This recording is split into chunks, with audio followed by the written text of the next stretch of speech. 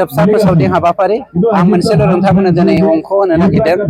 बे अंखआ दिनै मुसलमान कमिउनिटिनिफ्राय 60% रोखा जाबाय इउपिपिएल दलाव भट होगोना, बर'निफ्राय 70% रोखा जाबाय। नन मुसलमान नन बर' आसामिस कमिउनिटि आसामिस स्पिकिं कमिउनिटिनिफ्राय 80निफ्राय 90% दिनै जों इउपिपिएल दलाव भट होनानै मानाव गेदेर जयिंद्र बसुमतारी देरहासार होनो दिनै रायजो राजाफ्रा जानजि खाफ्राबाय। हाग्रामानि दे अपशासन हिराचरनिया जाब्रै गासैबो जाति जनगोष्ठीखौ थगायनानै जोंखौ सोबख'बाय गादबबाय नासयबाय। जाय हाग्रामाया दिनै जोंनि गासैबो हारिनि सिनस्रिखौ सिफायजोबनानै बर' अनाबर'नि गेजेराव बिशृंखला मोनसे सृष्टि खालामनिफ्राय बिनिफ्राय उद्धार खालामनो थाखाय गोदानै जोंनि समाजनिफ्राय सासे सेंग्रा दैथायहरनानै जोंनि बिटिआर ओनसोलनि हिन्दु मुसलमान ख्रिस्टियान बर' अनाबर' गासैनोबो जौगाथाय लाबोनो थाखाय दिनै जानजि खाफ्राबाय।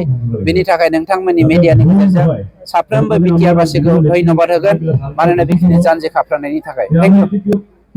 एक्सिलेन्ट एकाडेमि बागानपारायाव 11 थाखोनि मुं थिसननाया सोलिगासिनो दं। गोसो गुदुं फरायसा फरायसुलिफ्रा गुन गोनां सोलोंथाइ मोननो थाखाय एक्सिलेन्ट एकाडेमि बागानपारायाव मुं थिसननो हागोन। बाक्सा जिल्लानि बागानपारा सारियालिनि सानजा फारसे थांनाय लामानि साखाथियाव दं एक्सिलेन्ट एकाडेमि बागानपारा। बे एक्सिलेन्ट एकाडेमि बागानपारायाव नांगौबादि गुन गोनां सोलोंथाइनि राहा दं। थिखानाय आयदा हिसाबै इंराजि आयदाखौ लाथारनांगोन। बेजों लोगोसे एसामिस, बड', हिन्दी, नेपाली, अल्टारनेटिभ इंलिश सायख'नानै लानो हागोन आरो पलिटिकल साइन्स, इडुकेशन, एडभान्स एसामिस, एडभान्स बड', लजिक एन्ड फिलसफी, इकनमिक्स, जिअग्राफी, एन्थ्रपलजी बायदि आयदाखौ सायख'नानै लानो हागोन। लोगोसे आलादायै बेसेन होनाङै कम्पिउटार क्लास लानो मोनगोन। एक्सिलेन्ट एकाडेमि बागानपारायाव experience and qualified teachers, best education with adorable fees, education with modern technology. The admission fees charge would be considered for below poverty line and brilliant students. Hostel facilities for boys and girls बायदि।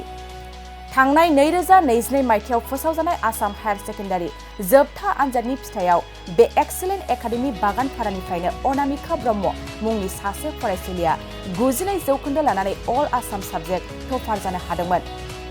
लोगोसे बोहैथि बोसोर 2024 मायथाइनि थाखाय excellent academy बागानपारायाव गोसो गुदुं फरायसाफ्रा मुं थिसननो थाखाय फरायसालियाव फैनानै फर्मखौ लांफैनो हासिगोन आरो मुं थिसननो हासिगोन। गुवारै मिथिसारनो थाखाय 9954505027 8011337530 नाम्बारनि गेजेरजों फोनांजाब खालामनो हागोन।